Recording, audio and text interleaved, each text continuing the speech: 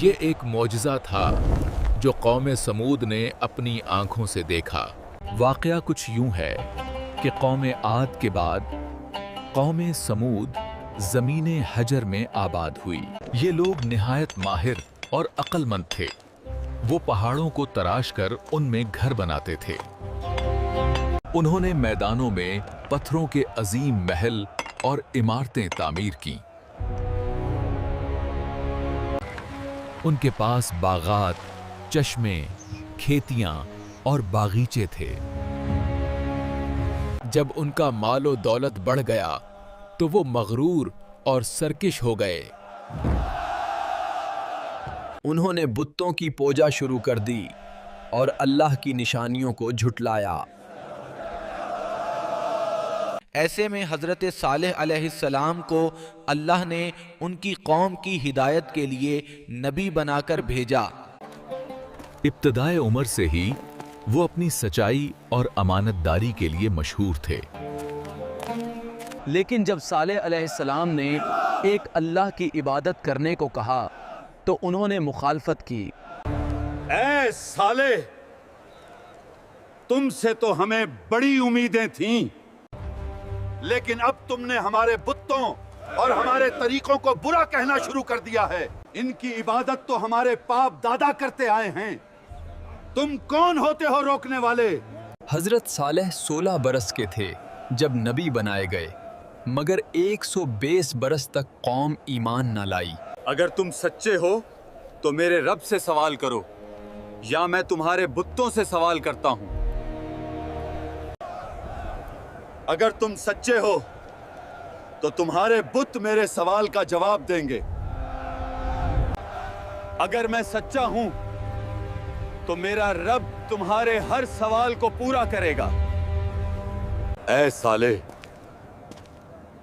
ये तुमने बिल्कुल इंसाफ की बात की है। यूं उन लोगों ने वादा किया कि एक रोज सहरा में जाकर उसकी आजमाइश करेंगे। फिर एक रोज मुकर्ररा वक्त पर बुतों को एक वसी सहरा में रख दिया गया। अच्छा, ऐ कौम समूद, मुझे ये बताओ कि इस बुत का नाम क्या है? उन्होंने नाम बताया, मगर जब सालेह अलैहिस्सलाम ने नाम से बुत को पकारा तो वो खामोश रहा। क्या कोई मुझे बता सकता है कि ये बुत जवाब क्यों नहीं देता?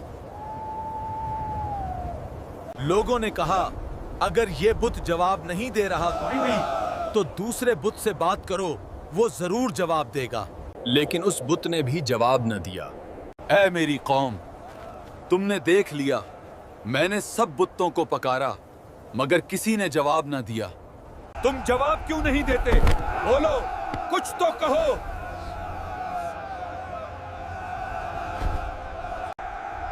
मगर उनको कोई जवाब ना मिला।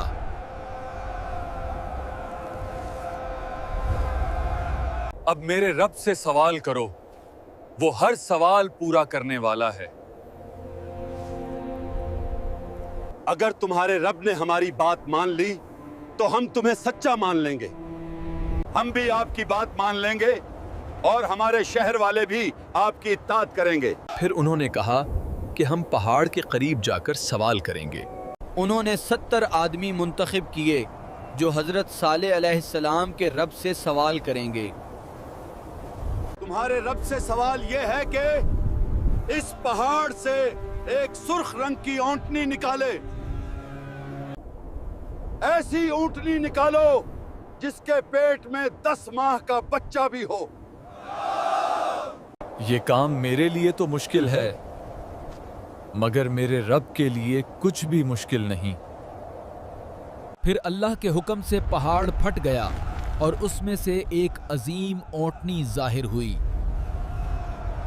ठीक है, नाका तो निकाल दी गई। अब हम चाहते हैं कि इसका बच्चा अभी पैदा हो जाए। नबी ने दुआ की। उसी वक्त नाका से बच्चा पैदा हुआ और वो अपनी माँ के गिर्द घूमने लगा। क्या अब भी कुछ बाकी है? अब तुम अपने शहर वापस जाओ और लोगों को इस मौजज़े की खबर दो। मगर अभी वो रास्ते में ही थे کہ ان میں سے 64 آدمی ایمان سے پھر گئے۔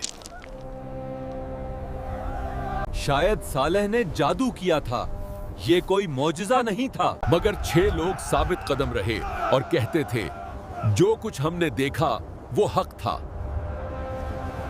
اللہ کا حکم تھا کہ پانی کو اونٹنی اور لوگوں کے درمیان تقسیم کیا جائے۔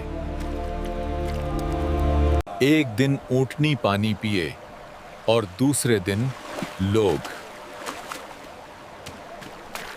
اونٹنی اتنا دودھ دیتی کہ سب لوگ پیٹ بھر کے پیتے، مگر دودھ ختم نہ ہوتا۔ یہ اللہ کی نشانی تھی۔ اے میری قوم، اللہ کا حکم ہے جس دن اونٹنی پانی پیے تم پانی نہ پیو بلکہ دودھ پیو، اور اس اونٹنی کو کوئی نقصان نہ پہنچانا ورنہ عذاب نازل ہوگا۔ کچھ عرصے بعد لوگ کہنے لگے ہم راضی نہیں کہ ایک دن اونٹنی پانی پیے اور ایک دن ہم۔ 9 بدکار اور ظالم لوگوں نے اللہ کے حکم کی نافرمانی کی اور اونٹنی کو بے دردی سے قتل کر دیا۔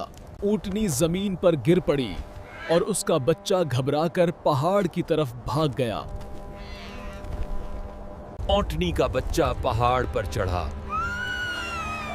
اور 3 بار آسمان کی طرف منہ کر کے فریاد کی۔ پھر پوری قوم جمع ہوئی، ہر ایک نے اونٹنی پر ضربت لگائی اور اس کا گوشت آپس میں تقسیم کر لیا۔ کوئی چھوٹا بڑا باقی نہ رہا جس نے اونٹنی کا گوشت نہ کھایا ہو۔ جب حضرت صالح علیہ السلام کو خبر ملی تو وہ اپنی قوم پر بہت رنجیدہ ہوئے۔ اے میری قوم، یہ تم نے کیا کر دیا؟ اونٹنی نے تمہیں کیا نقصان دیا تھا؟ وہ تو تمہارے لیے اللہ کی نعمت تھی۔ میں نے آپ سب کو بتایا تھا کہ اس اونٹنی کو نقصان نہ پہنچانا ورنہ اللہ کی طرف سے سخت عذاب نازل ہوگا۔ اسی وقت توبہ کرو ورنہ 3 دن کے بعد بہت بڑا عذاب نازل ہوگا۔ لوگوں نے کہا کس عذاب کی بات کرتے ہو؟ اگر سچے ہو تو اسے لے آؤ۔ اگر تم نے توبہ نہ کی تو 1 دن بعد تمہارے چہرے زرد ہو جائیں گے۔ پہلے دن تمہارے چہرے زرد، دوسرے دن سرخ اور تیسرے دن سیاہ، اور یہی تمہارے انجام کی نشانی ہوگی۔ مگر صالح علیہ السلام کی قوم نے اس بات کو مذاق سمجھا اور ہنستے ہوئے اپنے گھروں کو چلی گئی۔ بالکل وعدہ کے مطابق پہلے روز صبح کو ان کے چہرے زرد ہو گئے۔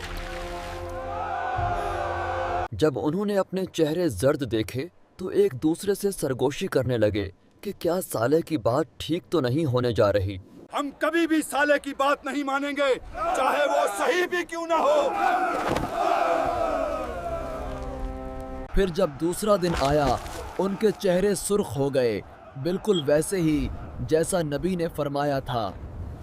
پھر ان میں سے چند نے کہا یہ تو ویسے ہی نشانیاں پوری ہوتی جا رہی ہیں جیسا نبی نے کہا تھا۔ ہم ہلاک ہو جائیں گے مگر صالح کی بات کبھی نہ مانیں گے۔ جب تیسرا روز آیا تو ان کے چہرے سیاہ ہو گئے، مگر وہ لوگ اب بھی توبہ نہیں کر رہے تھے۔ آخر جب نصف شب ہوئی تو ایک زوردار آواز آئی جس سے ان کے کانوں کے پردے پھٹ گئے، اور ایک خوفناک زلزلہ قوم سمود پر نازل ہوا، وہ زمین پر گر کر ہلاک ہو گئے۔ پھر جب صبح ہوئی تو سب مردہ حالت میں اپنے گھروں میں پڑے تھے، کوئی باقی نہ بچا۔